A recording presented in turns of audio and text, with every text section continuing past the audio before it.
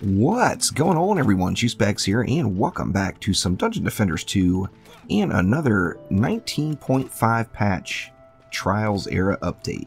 Now, this information will change, and it's just based off of the experiences and the playing I've done. This is not 100% maximized for DPS. This is mainly based off of utility, as you don't want to be stuck staring at the DPS numbers on the dummy, as you have to look at everything a defense has to offer. Now today we are on the Cannonball Squire. Now just to even things out, I'm going to get rid of this pet here, just to make sure we're not getting any incidental pet damage in the mix. And we're going to take a look at the cannonballs with a medallion, an orb, and a mark. Same three that we've been using for most of the DPS towers now. Now, of course, having no real defense health in the mix through a totem and vampiric, or on any of these particular relics, means these cannons are going to be extremely squishy, and you need to make sure you're careful with the placement. You don't want to place them anywhere where they're going to be taking damage, as they will be one-shottable to absolutely everything. Now, on the same note with the cannons, there's only 3 shards I consider on any of the relics. And that is defense rate, defense range, and heavy cannonball. If you don't have heavy cannonball and you use the regular cannonball stun, that works pretty much as well. However, I am just kind of stuck on the heavy cannonball, as it's just so insanely effective. Now, another thing to note on the cannons and with the orb, you will drop below the min. You'll take the defense rate as far as it can be pushed, and you'll actually lose a little bit of value, as if you just did the math, the defense rate off of this shard would take you below 0.75, and 0.75 is the fastest that any of these cannons can shoot. It appears that that's the cap anyway. So first up, let's go ahead and take a look at the orb. We're going to do the same thing and put it on this dummy and do a 30-second test, and this is with defense range, defense rate, and heavy cannonball. Now, you can obviously get a lot more DPS out of it if you don't use the heavy cannonball. However, the utility it brings is worth almost any amount of DPS in my opinion, and I strongly suggest everyone take advantage of the CC shards that they can use on their defenses, as that will really help ease the pain with the transitions through the Chaos levels, and particularly with the Assassins in Chaos 5. Now let's take a look at it at 30 seconds. Now that was a really lucky run. There was a lot of crits in there, and it's showing it came out at 383,000 damage per second, which actually is the highest I have ever seen it test at in all the tests I've done on the dummy. So that was just an extremely lucky stretch of crits. Let's give it one more run and see if we can't get a little bit more realistic number. We are going to see crits, of course, but it was just ripping them off there, that's for sure. Getting a lot of them on this one, too. Yep, and there it slowed back. Well, and then it started to slow down and started going back to back again.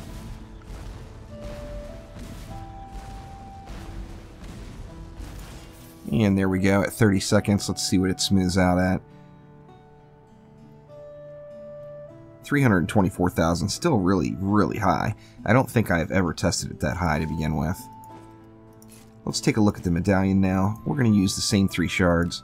Once again, this is not maximized for DPS. This is maximized for a combination of DPS and utility.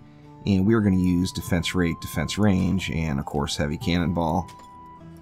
And let's see how we can do with the mark. Shooting quite a bit slower now, of course, just at 1 per second, 1.02 to be exact. Now that makes it feel like it's so much slower when you start off with that orb, but once a second is still not too shabby. DPS is going nowhere near as high. Not getting quite as lucky with the crits, but yeah, there's a few popped in on the end there. Let's see where it settles out at. Normally when I test it, the medallion usually comes in just above the orb, But it looks like the orb is actually winning out here in this test today between those two. Now, let's go ahead and take a look at the mark. The mark is actually what I use most of the time. Now, it's not necessarily because I get the best results, but it's because you get to see some big numbers. And everybody always likes big numbers. Defense range, defense rate, and heavy cannonball again. And let's check it out with the mark here. And then now, of course, we've got the crit build. And we can't get a crit. There's one, there's two. Anyway, you get to see the really big numbers with the mark, and that's always fun. So, big numbers are good. If you can get it to crit. Good gosh, it was just ripping them off with the other two.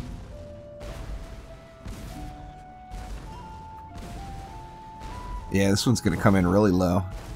It's kind of funny. The mark in every test I've done has actually tested to be the highest of the three. And here it's testing to be the lowest of the three.